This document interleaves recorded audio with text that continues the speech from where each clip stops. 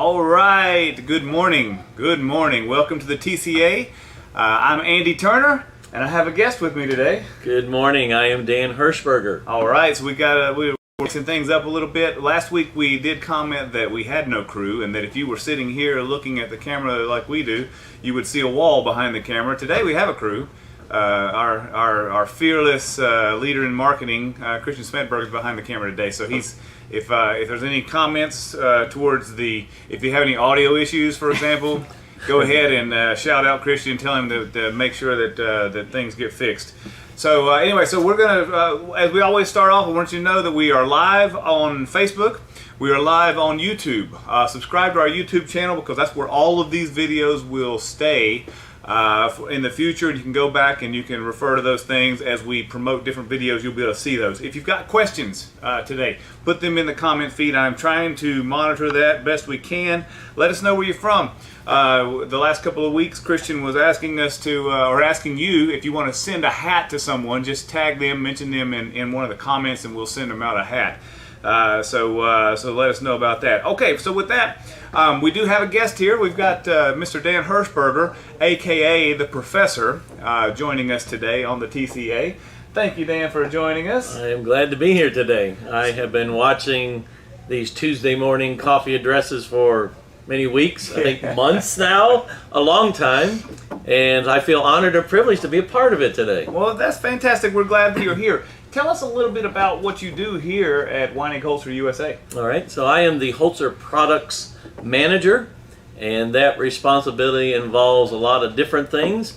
One of the main responsibilities is being in constant contact with our dealers and our agents and our salesmen out there in the field across the country, fielding questions from them about application, can our machines do this, or how can we do that, or pricing questions, or do you know what brand X is doing in regards to and a certain machine configuration or something like that. So I'm kind of like the central resource here internally to assist them, to help them in the field so that they can be successful. And there's a lot to that, and there's a lot of products maybe that some people that have heard of Holz-Her, they don't always hear about it. I think probably most people, when you hear Holz-Her, you immediately think edge bander. Right, that is our most common, well-known product. And we sell a lot of them. We sell between 150, 200 of them a year here just in the U.S., but there are a lot of other products. Are there some things that, what are some of the other products that So of course, offers? Holz-Her has a broad range of CNC products, from our small nested base machines up to a big 5-axis CNC machine with flat tables, with pods and rails, with all kind of intricate tooling and aggregates and all kind of different applications that are very unique and very specialized. And so we get a lot of questions regarding that. I'm not the expert on everything. I know a little bit about a lot of our products, but I have great contacts in Germany, and I'm always in constant contact with our parent company in Germany, with their people over there when it comes to certain applications or configurations or whatever it might be relating to the whole. So the CNCs is a great broad range, and then also on the horizontal beam saws, we have a great range, complete range of those, from a small 10-foot saw up to a large rear load saw with lift tables and everything like that. So we've got really quite a broad spectrum of machinery when it comes to panel processing. So we have a lot of solutions to solve manufacturing problems. We do. Holz-Her is primarily for panel processing. There's some overlap when you get into solid wood on some of the CNC products. That's correct, yes. Yeah. So we also partner. We have some partners that supply machinery to us that we don't manufacture. They're not branded as Holz-Her, but for example, the Kundig wide belt sander. Yeah. That's been a great product line for us for many years, going back. I think we first started a relationship with them in the late 90s, and we have continued that relationship up until today. And so we're constantly quoting and selling and installing quite a range of wide belt sanders. And then on the very low end, just basically a plug-and-play type of a wide belt sander. We have a machine made in Taiwan from a company called Boarc, which is a very simple single head, maybe 2-head machine. Some of them don't even require installation by a technician. We just send it to the customer, they power up, and they get them going themselves. So we really cover quite a wide range of machinery. And then most recently on the Holz-Her side, we've added another product, right? So we're now working with the Shota CNC. We've mentioned that a few times here on the show. So we're just getting started with that one, and we have a machine here in our showroom in Mooresville, which is great, which has already generated a lot of interest because there are literally hundreds and hundreds of Shoda machines in use currently in the U.S. that have kind of just been out there with not good representation. They've struggled along, but they're still doing well, and they were excited to hear that now there's a viable representation in the U.S. Through Holz-Her. So we're excited to see how that product expands in the future. And we should mention that primarily, the vast majority of what we do, the markets that we serve are in the woodworking industry. But with some of the products that Dan's just mentioned, especially with the Kundig and then the Shoda, those are some products that kind of cross lines into other industries. So we've been having some success and a lot of interest from other markets with these machines. And that's when we get into those other markets. If we don't have a lot of experience there, then that's when we rely on our friends and counterparts in Germany to support us and help us, because while we have experience in those areas, we don't have the depth that they have in Europe with these products. So together it makes a good partnership between us here in the U.S. and our parent company in Germany. We can solve a lot of the issues and solutions that our customers ask for with the right machines. Very good. So Dan, if you said that you've been watching the TCA. I have. So you know that the TCA has certainly, we do it here from Mooresville, North Carolina, just north of Charlotte, and we are at Weinig Holz-Her USA. We are employees of Weinig Holz-Her USA, so we like to promote those products, but we do try to make this a little more about the industry as a whole. And so one of the nice things about having Dan with us here today is that he does serve in a role that's outside of this building. Correct. That's more industry overseeing, I guess is one way to put it. But tell us a little bit about your role with AWFS. All right, so I have been a member of the AWFS Board of Directors now for about 12 years. And over that time I had served many roles on different committees. But as of January of this year, I am now the president of AWFS.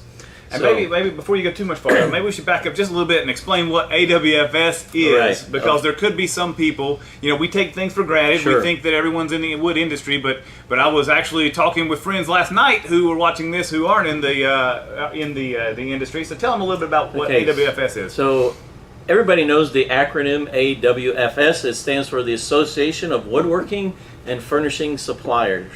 So we encompass more than just machinery. We are all the suppliers, whether it's glue, whether it's tape, whether it's finishing, sealers, anything that goes into making our product, not just the material itself or the machinery, everything that all of our customers need, all of the consumable supplies, the hinges, the hardware, the screws, all of that stuff that's our organization, kind of represents all those people. Now we're best known for our show that we have in Las Vegas every other year, which we can talk about that in a minute. But by supporting all of these other products that are a part or make up our industry, we really encompass the whole thing. And we even have groups that meet outside of the industry, focus groups. We have a real great emphasis on getting young people into the industry. We have a great program where we encourage young people. We have competitions for college students, high school students, to encourage them to be a part of our industry. So it's more than just the show itself. Well, that's a big part of what we do, and that's where we get the most recognition. There's so much more that we do as our industry. We are supporting the industry as a whole. Not just the current industry, but the future industry. And I do think that's AWFS has been really big in the education side of things, and I think that's fantastic. The wood industry isn't unique in this, but a lot of manufacturing industries have put a lot of effort into increasing the awareness of manufacturing as a whole. For so many years, people were told they didn't want to go into manufacturing, but now, we just talked about the wide range of machinery that we have. It is a lot more attractive for people to get into manufacturing of these types of products, and we are trying to not just discuss manufacturing as a whole, but specifically wood manufacturing. So prior to my coming to work at Holz-Her many years ago, I was a high school vocational teacher, and at that time vocational education was huge. It was really important because everybody wasn't going to go to college and get a bachelor's degree or a master's degree or something along that line, so they needed a career. And then we went through a long stretch where everybody had to go to college. That was the push. But then they realize we need electricians, we need carpenters. We still need to make things. We need mechanics. We need to build things. Yeah. And those people, we need those. And there's great careers in those fields. And there was a real stigma attached to our industry specifically that, oh, it's dusty, it's dirty, it's low tech, and nothing could be further from the truth today. Software. Well, it is a little bit dusty. It can be. It can be. It can be. But it's not all bad. It still can be attractive because we're doing some really cool things in the wood industry. And what a lot of people don't see is what's behind the scenes, so to speak. Yeah, you see the machine out there cutting and whatever, but what was it that told that machine how to make those cuts or where to cut? That's where the technology comes into place, and software is a huge part of what we do. I mean, we have whole departments internally here at Weinig Holz-Her that do nothing but software. You guys have met Donnie Kirkland or the whole digital business. If you haven't seen it, go back and watch the video on digital business. So the software aspect is huge, and there's a lot of young people in our society today that are very astute when it comes to software. They like programming, they like technology, like computers, and maybe we need those kind of people in our industry today. So, kind of going back to what AWFS does, we encourage and promote and try to enhance that part of our industry to get young people in that have those skills, because it goes hand in hand with what the machinery is capable of doing. Yeah, and what people probably don't understand if they're from outside of our industry is that a lot of the skills that are being developed and being recruited for in aerospace and in automotive, those are the two biggest. When you think manufacturing, if you want to go into the manufacturing segment, you immediately think of aerospace and you immediately think of automotive. I have a lot of history in those industries as well, and a lot of what we're doing here is exactly what they're after. We're still trying to be more efficient. We're still trying to embrace technology. We're still trying to be more productive through technology. And so it doesn't matter. Maybe our materials are different. Maybe our tolerance is a little bit different. But we still have tolerance. We still have materials, and we still have to produce a product. So it's very similar to what you would have whether you're building an airplane or a cabinet. And then the labor portion of it. Everywhere we go, every customer we talk to, they're struggling to find qualified, competent laborers. So the technology aspect of it, the software that drives most of our machinery, allows our customers to be very productive without a lot of physical manual labor, with the technology taking the place of many people that they normally would have in the shop. So it's great. And the push to education, especially early education in manufacturing, is what's helping out. I really think that the push from associations like the AWFS, associations like SAMPI and Composites, things like that, there's a lot of push for education, and you're seeing it. So I had the opportunity to speak at one of my son's classes last year for a career day, and I was talking about manufacturing, and I was learning a little bit about what they do. And they, as early as third grade in my kids' school district, they're using robotics. Yeah. They're starting to get into some technology that's going to help with manufacturing. I think there's a very impressive generation that is coming, that could be as young as middle schoolers, maybe earlier than that, high schoolers, things like that, that are about to come in. We have to do our job to make sure they come into our industry. If you have been to the show in Las Vegas, we have a student competition out there. I've seen it, yeah. When you see the pieces of artwork and the things that they have built, it's just absolutely amazing. It really is. What these young people are capable of doing, and that's the type of people we're trying to encourage to become a part of our industry. What we can't do is let those people that are impressing us at the shows now join a company. I don't want to mention any names, but join an aerospace company or something like that, because they do have the skills where they could be attractive in that industry as well. We need to keep them in our industry. Exactly. Yeah. One other thing that I would just take a moment to talk about, since I am the president of AWFS at this point, is what's happening with the show that's scheduled for July of next year. As you know, we had our IWF show this year was canceled, and virtually every other show of any type, of any capacity, worldwide has been canceled. So we have been watching carefully. We are having conference calls weekly with our group internally to just see what's going on. So as of today, the show in Las Vegas is still on schedule. That's great. We are in constant contact with the Las Vegas Convention Center.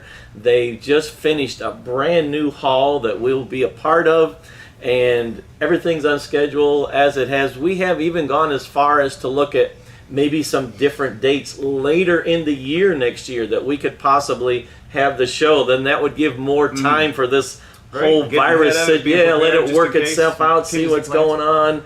But as of right now, the dates in July are still on We've go, talked and about it. You know, our industry, and I don't know that it's unique to our industry, but specifically in our industry, we demand, we need the relationship side of things. We've got to build relationships. You know, we're a very social industry, right? Where we need to communicate. We have to talk to each other, and so shows are very, very important in our industry. Now, moving forward, we have learned some lessons in the past months on how we can do things more digitally and how we can try to build those relationships from distance. You know, long distance relationships. Yeah. We were always told they couldn't last, but now they are. But we're working to try to make them better. So now, hopefully, moving forward, there'll be a combination. We can work on our exposure to our industry to show them if they can't travel, we can show them more technology. But we still want that interaction, that one-on-one interaction. We still need that. Yeah. Yeah. I think we've learned because of the fact that we didn't have IWF this year, and that has been for I don't know how many years a huge part of all of the companies in our industry. That's a big part of what we do every year or every other year, and we've learned that we could get by without it. It wasn't the same, and we learned to adapt and to change and to be successful in spite of it. Yep. But I think we also realized that the show, you can't replace the show. You can't replace that one-on-one, Right. face-to-face contact. Or The show could look different. it could look different. But it's not going to be replaced. Right, you can't Yeah. replace it, because so many times at a show for me, I talk to a lot of people on the phone throughout the months and weeks, and all of a sudden there I am at the show, and then you meet somebody face to face that you've talked to many times,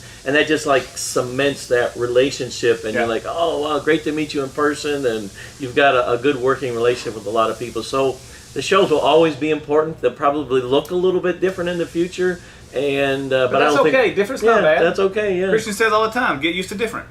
It's not a bad thing. It's just a little different. It is a little different. A lot of people are resistant to change, but I think we've learned this past year that change, while we didn't like it at first, we had adjusted, and we've actually thrived and done quite well in spite of all the things. I think at the beginning, I remember here at Weinig Holz-Her, man, we pulled everything in, we tightened our belts down, and we're like, whoa, you know, we got to be really careful. And we did for a couple of months, then we realized, hey, business was continuing to go and grow, and so we relaxed a little bit, And and there's we've still done some well. unknowns. I mean, absolutely. and we'll continue to overcome them. I mean, every week I've talked more about what's going on outside of the machinery part of it, and getting into that. We're tied very closely with the housing industry and the construction industry. Everything they do, we are. And things, I talk about it every week because every week there's something new that's happening. And we've talked recently, if you've been watching, we've been talking about how the housing industry is actually up a little bit, but when you look at it,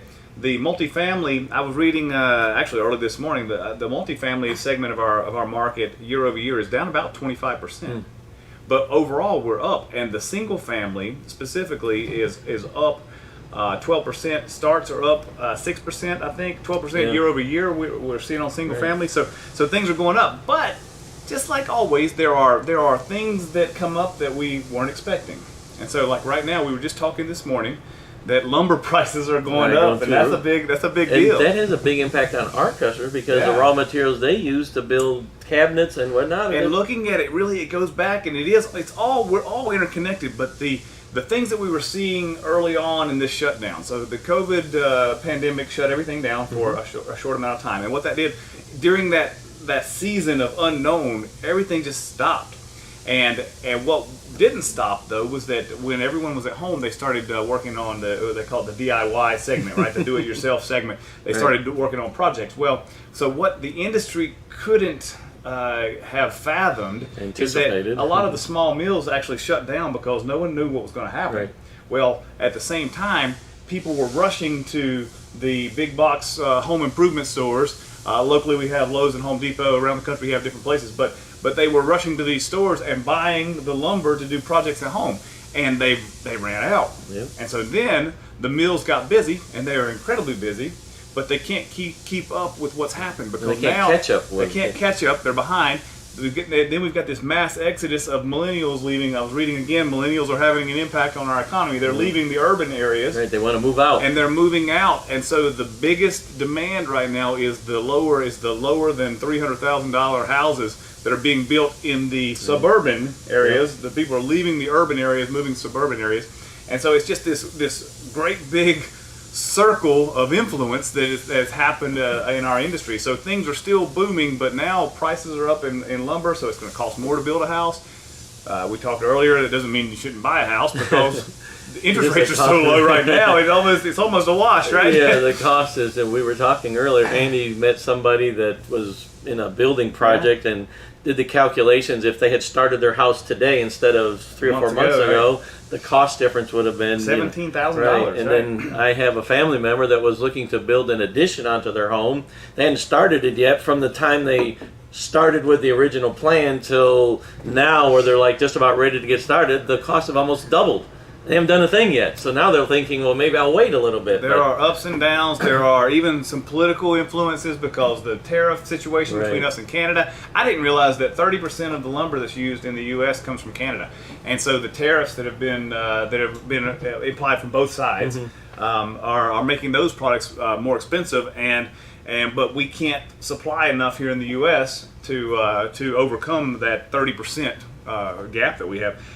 One of the things that I was interested to read about, because I really thought that the fires out west were going to have more of an impact on our lumber, and it really, I'm not reading any article. I'm not saying there's not an impact. Certainly, hearing some of the stuff this morning, there are fires that are burning, that are consuming as quickly as 1 acre every 5 seconds. That's crazy, isn't it? That it's burning that fast. Hard to comprehend. And so while we do want to remember those that are being affected by the fires, I was interested to know that those fires aren't really contributing to the prices going up on lumber. It's probably more of the supply and demand. Supply and demand. Which the fire didn't affect the supply. It was the mills shutting down and the increase demand. Well, okay, so as we're kind of running out a little bit close on time here, let's talk about what's happening this week. There's a lot of customers. We have a lot going on this week. We sure do. We have customers here every day starting today for the rest of the week. Sometimes multiple customers here today. And we have tomorrow. We have some live Zoom demos scheduled on some of our machines. So don't forget about that. We are doing in-person demos. If you want to travel to Mooresville or to our showroom in California, we can accommodate you. We have all of the hygiene things in place to make sure that you feel comfortable when you come in. But if you really just aren't quite ready to travel for those concerns, or if you just don't have time, because again, everybody's trying to catch up from the first quarter of the year being so crazy. If you want to still see some technology, but you would like to take an hour out of your day instead of having to take 2 or 3 days out of your week, then contact us. Contact Dan, contact your regional, contact your local rep, and schedule a one-on-one session with us. These Zoom demos have been surprisingly effective. It's really amazing. I've done quite a few of them over the last couple of months. And the great thing about it is you're talking live to the person on the other end, and you can see them, they can see you, but I can take my phone, in most cases, just my phone, and stick it right down in the machine and say, do you see that right there? Sometimes you can see it better. You can actually see it better than standing there in person sometimes. Yep. So it's been really great. They can ask real specific questions. We can show them exactly what they want to need. And I don't know what the percentage is, but it's surprisingly high, the number of sales we've made via a Zoom live demo, and they never come here in person. It was surprising. It was unexpected. It was a nice surprise for us here in Mooresville. For the customer, it's really good because in maybe an hour or two on a Zoom demo, they can do for them the same thing, that a day to drive here, see the machine. They might be on the shop. The only thing we're missing when we talk about this, you can't hold the part. Right. You can see the finish. If you need to hold it to feel the finish, we'll absolutely send that part back to you. No big deal, and we can take it. We want to make it as easy as possible for you to make an informed decision as we can. So, and with that, so we got a very busy week. The next couple of weeks are busy because we do have customers coming in to see machines, but also we're preparing for Next Level 2020. So our complete, just like before Retool Tour, everything was upside down. We were bringing so many machines in, taking machines out, things like that, getting ready. It's happening again. And so our showroom is starting to look a little more full behind me, but throughout we have 3 showrooms here. They are in disarray, I guess is a good way to put it. We're trying to get things ready, all while trying to accommodate customers as they come in on a daily basis as well. So we don't want to leave out, if you want to know more about Next Level 2020, visit WeinigHolz-Her.com. And this week, I don't know if it's today or when it'll be, we're going to have a schedule tomorrow. We'll have the schedule posted there. You can also register for the event. If you're going to come in person, obviously we want to register because we want to be ready to accommodate you when you're here. If you're going to watch us virtually, please go ahead and register so we know that we can be prepared to show you what you want to see. Also, during that week, if you want to see something specific, maybe you're going to see a demonstration and you want to know a little more about that, you can contact us to see one of those virtual Zoom demonstrations that won't go out to the masses. It'll be one-on-one with you. And you can ask some more specific questions. So we're looking forward to that. It's going to be busy. We got a lot going on, but that's the way we like it. It's all good. right. So with that, it's 9:26 a.m. Eastern, and so we're going to wrap things up. Again, the Professor Dan, we want to make sure that you know how much we appreciate you coming in, talking about some of the things that happened with Holz-Her, but also AWFS. That was great information, as shows are incredibly important to us, and associations. We've talked about associations. We'd love to hear the information about the associations. So appreciate that. And with that, you guys have a fantastic week. Stay safe, stay healthy. And we'll see you next week. I won't see you next week. I'll be traveling the next couple of weeks, but also in 2 weeks, the TCA is on the road. We're going to be at a customer, so look forward to that. Great. So you guys enjoy.